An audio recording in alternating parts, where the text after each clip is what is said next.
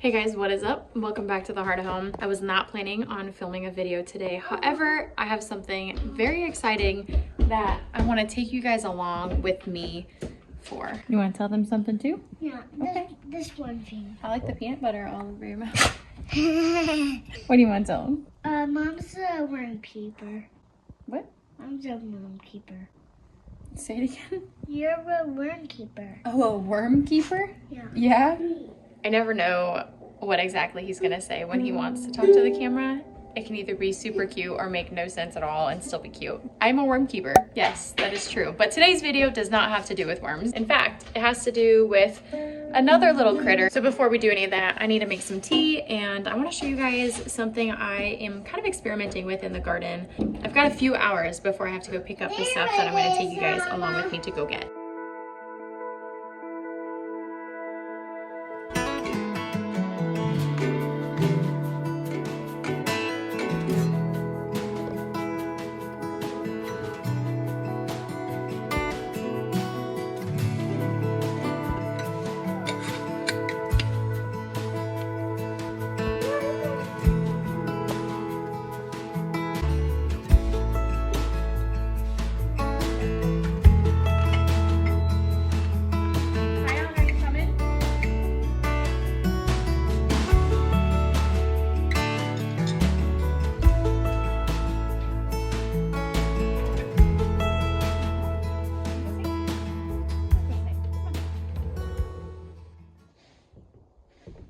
So when I took on this journey, you could call it, to suburban homesteading, I feel like an imposter saying that. It's not, I don't know. That's a whole different topic. It's really when I became a stay-at-home mom, when I was just so intrigued by our food system and our finances and what I could do with my hands and what I could grow, and just the freedom of no longer being in college or in a dorm or living with my parents, and just trying to navigate and discover, like, wow, okay, this is another season of life. How do I go about this? Obviously, I was intrigued by the whole homesteading movement, which is funny because as a girl, I loved the farm. I loved going out to my friend Shelby's farm. We would catch the chickens. Their wings were clipped, so we'd throw them up and they just kind of like glide down, and we'd have to run away from the roosters when we tried to collect the eggs. And we'd go out to my Aunt Jane's farm and see her big old hog that she used to ride.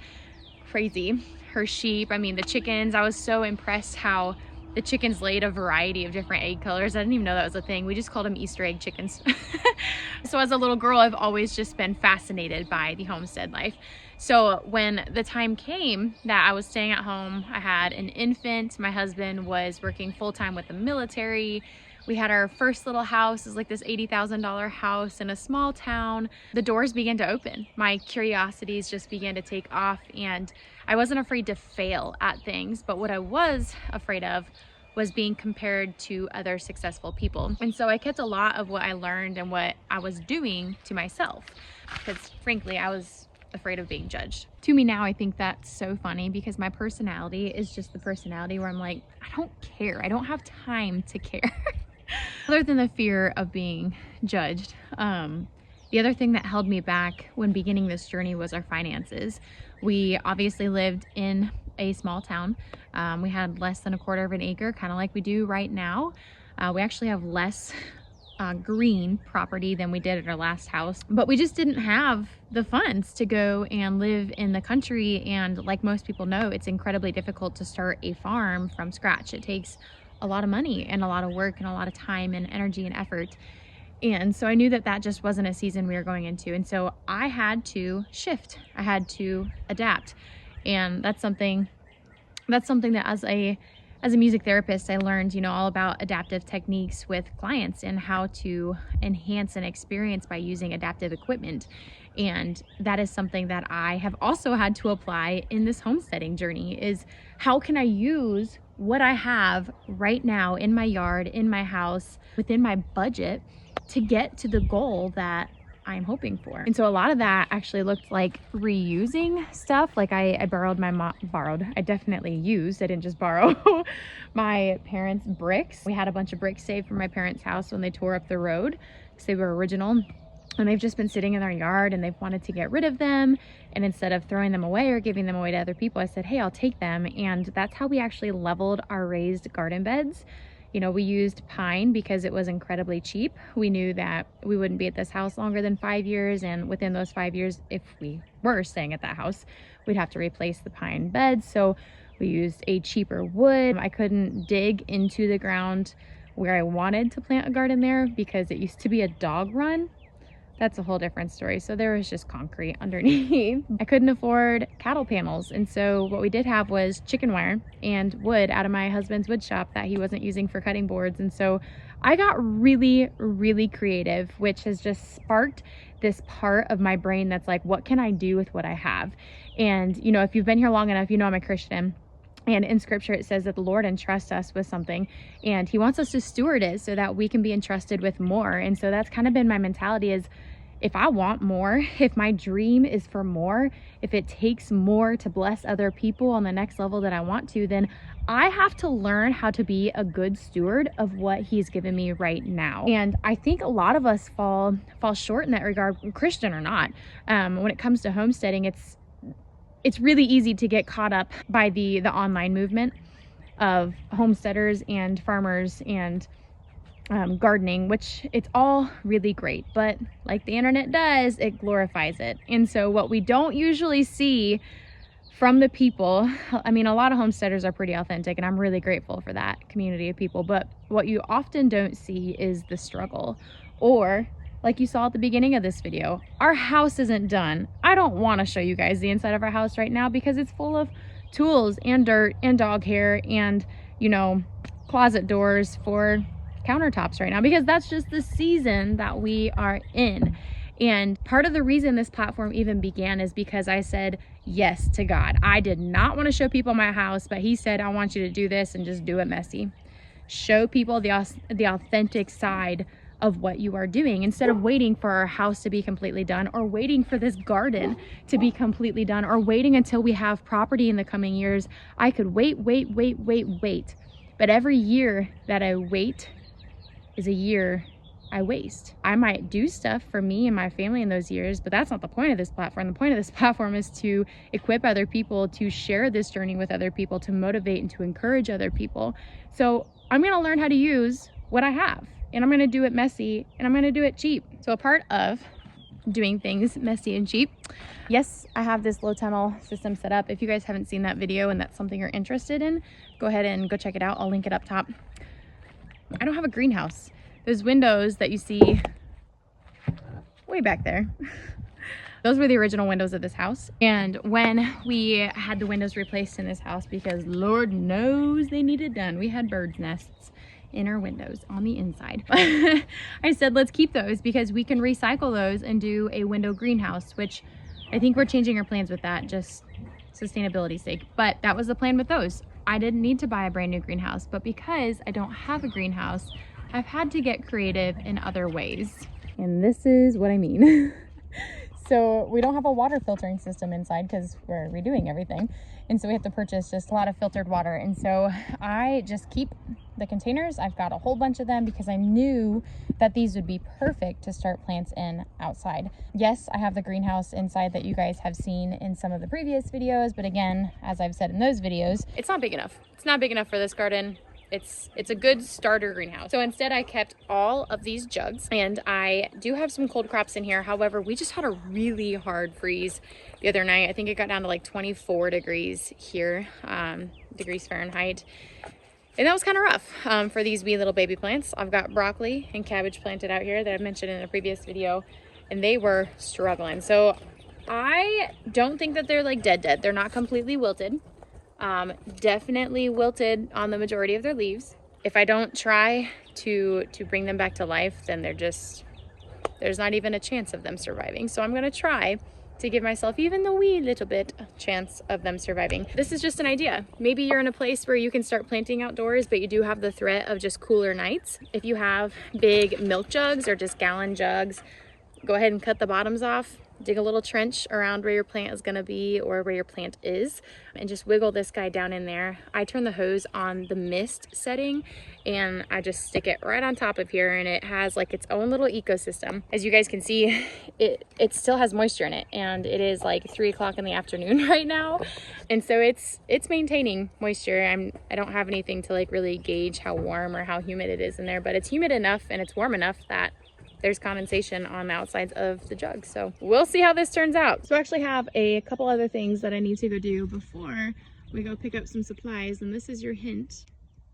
Gosh, I am so excited. Let me just preface and say what I'm about to go pick up. In total, I paid $825. You're probably all like, yeah, but what did you buy? Stay tuned. 660 of that 825 I actually paid for with my BioLife money. I donate plasma twice a week, and that is just another way that I have made some supplemental income. I'm healthy and I can afford to do it, so I'm doing it. And it's paying for things that are growing our little suburban homestead. We are off to go get our supplies.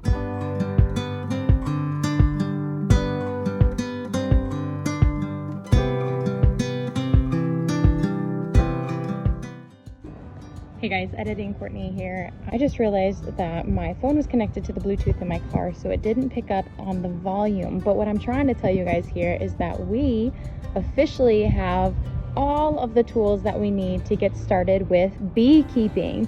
So other than the bees, we have everything, and we are just so excited and ready to do this. Well, we made it home. However, the sunlight's going down, which means I'm only gonna have the garage light to show you guys everything that I got. So I will show you in the morning in 3, 2, 1. Good morning. That was a quick 3 seconds. So here are all my base supplies. I actually showed my husband this morning and I almost forgot to film this for you guys because I was just so excited to show him. So let me show you guys what I got for $825. So I have enough deep supers for 3 hives and enough woodenware to start building them. I would probably want to get a few more medium supers. I am not anticipating needing more this season. We'll see. I also have, there's 3 foundations. You can see 1 there, and then 2 and 3. And then he gave me literally, y'all, he gave me every supply any beekeeper needs to like be functional. And so I have swarm catch thingy-majigs because they made them themselves. I've got every tool in the book. I've got multiple nettings, helmets, hand tools. You name it, I probably have it. So these tubs are literally just full. Like there's the smoker, there's a small crock pot, there is beeswax in here. Gosh, let's see if I can lift this up. There we go. A bunch of random supplies and wires. I've got my queen excluders. There's only 2 here. Beekeeping jacket with the nets, the helmet. I've got the hot knife for when I am harvesting honey and need to uncap all of the comb. This is the Swarm Catcher 3000. When's the last time you saw a water jug used to catch bees? I know I never have, but he said, he's got his tally right there if you guys can see it. 2013, whoa baby. 2013 they caught 6 swarms with this. 2015 they caught 3, and in 2014 they caught another 6. So the whole idea of this is like, instead of having to get on a super tall ladder and shake the bees off of a branch or cut the branch off of the tree to catch the bees, etc., you basically take that and scoop them up, kind of give them a little wiggle, shake them off, hopefully you catch the queen, and then dump them into a nuke or another brood box or whatever box you want to transport them in. Also gave me this little vacuum. So it has a light suction, but it's just enough that it doesn't kill the bees like a shop vacuum would. And this old big bad boy, do you guys know what this is? If you're a beekeeper, you know this is just covering the hand crank at the top, but this is a honey extractor. So it's a 4-frame Kelly extractor. He said it's probably like 30 years old, which explains why I couldn't find it online. But you spin the frames in here after you break all the comb off and extract the honey, and then you drain it into a food grade tub, which is what this is, and then you have your honey. You just filter it out, pour it into jars. So he also gave me a vaporizer for the oxalic acid, which is a super common way to treat for mites right now. However, if you're a beekeeper and you're watching this, you're probably gonna hate me because there's not a lot of us that are doing this naturally. My idea is there's not any long-term research on the oxalic acid, and if you can't spray it into a hive when they have brood, why would you want to spray it in the hive at all? That's my theory. I know some people will love it or hate it, but if I'm going to be catching swarms every year, I'm not too concerned about keeping the same colony for years on years. So I'm gonna attempt natural beekeeping, and thanks to Adam at Bee Kept, I am gonna have a lot of resources, and I do have some friends, the Working Aussies Homestead, Josh and Jordan. Whoa! My son has been shooting airplanes. Here we go.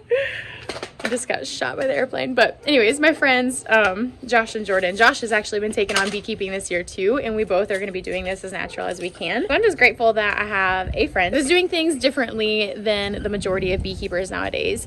My mentor specifically, they use oxalic acid and other chemicals in their bees, and their honey tastes delicious, and I haven't gotten sick yet, so it's not the end of the world, but I would love to try to figure this out in the most sustainable way, because those chemicals aren't cheap either. The vaporizer is not cheap. But all that said, I am gonna be a beekeeper. I'm terrified, but I'm also very, very excited. I think I am gonna learn so much in this next year, and hopefully save us some money, because we use a lot of honey, and a lot of the recipes I've been doing, I've been including maple syrup or honey, which both of them organically are pricey. And we have a lovely maple tree in our front yard. She's beautiful. It's a soft maple. The goal when our kitchen is done is to tap that and to hopefully get like a gallon of maple syrup. We'll see. It just kind of depends how much we can extract. So if you're into watching people miserably fail at things or discover things a hard way, I'm probably your girl. So make sure you're subscribed below. Go ahead and like this video, give it a thumbs up to stay tuned with all the future beekeeping and the shenanigans that are going to come with it. I will catch y'all in the next video. Thanks for being here, y'all. See ya.